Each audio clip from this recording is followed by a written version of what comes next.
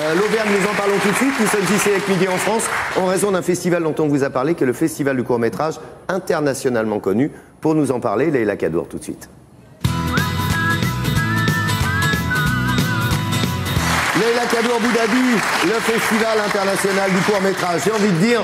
Alors évidemment, ici, il y a plus de 3000 professionnels. On y voit d'ailleurs sur la place de Jaude énormément de gens qui sont venus découvrir. 144 000 spectateurs l'an dernier à ce festival. Qu'est-ce que c'est qu'un court-métrage?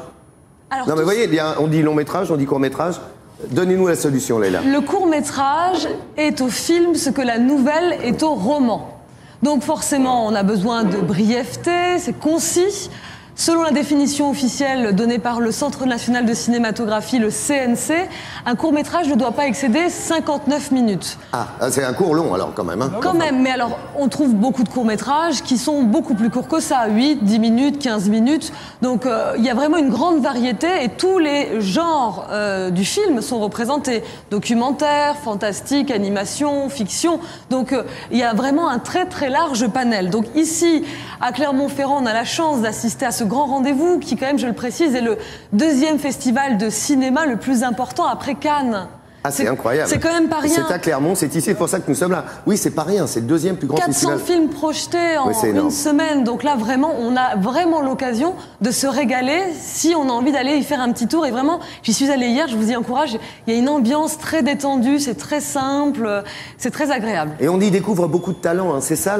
Quel est l'intérêt de faire un court-métrage pour un réalisateur? Alors souvent, les jeunes réalisateurs commencent par le court-métrage parce que ça coûte moins cher. Les moyens, voilà. Et oui, on peut commencer à faire un court-métrage pour 10 000 €, ça peut aller jusqu'à 100 000 aussi, mais le budget est quand même plus raisonnable. Et puis, quand vous êtes jeune réalisateur, il faut qu'on vous confie quand même un peu d'argent pour faire un projet. On fait pas ça n'importe comment.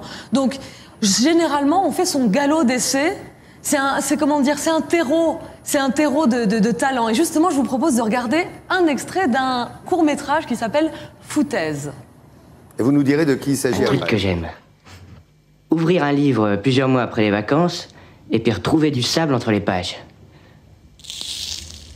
Ouais. Et puis j'aime bien faire une seule bouchée des jaunes d'œufs sur le plat.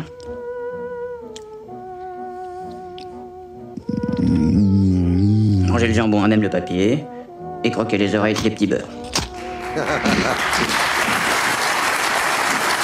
Et là, on l'a compris, hein. Vous me dites, ça date de 1990. 90, c'est un court-métrage, donc Foutaise, qui dure 8 minutes. Vous avez reconnu Dominique Pinon, qui est un acteur fétiche d'un grand réalisateur français, celui qui a fait Le fabuleux destin d'Amélie Poulain. Oui. Il s'agit de Jean-Pierre Jeunet. Donc Jean-Pierre Jeunet a commencé sa carrière par le court et d'ailleurs il a été primé ici même à Clermont-Ferrand pour ce court-métrage que vous pouvez découvrir sur son site si vous voulez le voir en intégralité. Voilà, beaucoup de grands réalisateurs hein, les Besson, les Jeunet dont on vient de parler là. Godard aussi. Commence avec le court-métrage. On commence et aussi on peut continuer à en faire parce que c'est pas simplement cette forme de débutant, c'est un peu caricatural. On peut faire des allers-retours entre le film et le court. C'est pas la même esthétique, c'est pas la même intensité, c'est pas la même écriture. D'accord. Donc le problème c'est de les voir. Pour les spectateurs. Alors, où est-ce qu'on voit les courts-métrages? Eh ben, écoutez, sur France Télé. Ça tombe très bien. France Télé a remis là pour la 2e année consécutive un prix, le prix France Télé remis par Zabou Bretman, qui a été attribué à Amal Kateb pour un court-métrage qui s'appelle On ne mourra pas. Et si vous avez envie de le découvrir, il y a une nuit du court-métrage sur France 3 le samedi 12 février. Il faut veiller un petit peu. La nuit complète, c'est très bonne idée ça. Bravo, bravo France Télé. Merci pour toutes ces précisions. Leïla, attendez. Juste un mot, pardonnez-moi.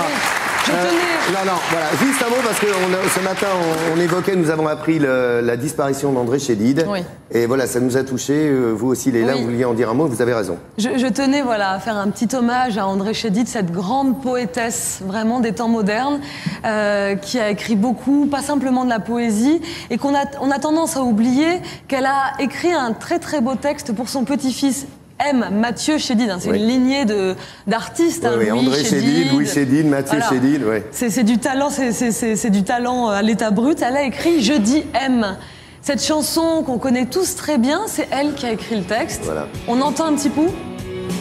Voilà, c'est un texte d'André Chédid pour son petit-fils. Ouais. Et d'ailleurs, Louis Chédid, sur son dernier album, aussi rend hommage à André, la poétesse. André Chédid, qui nous a quittés hier. Voilà, évidemment, on a une pensée pour Louis et Mathieu, pour ses enfants. Merci beaucoup, Leïla. Elle est avec nous, elle a testé le cristal. Il paraît, c'est Dorothée Christie.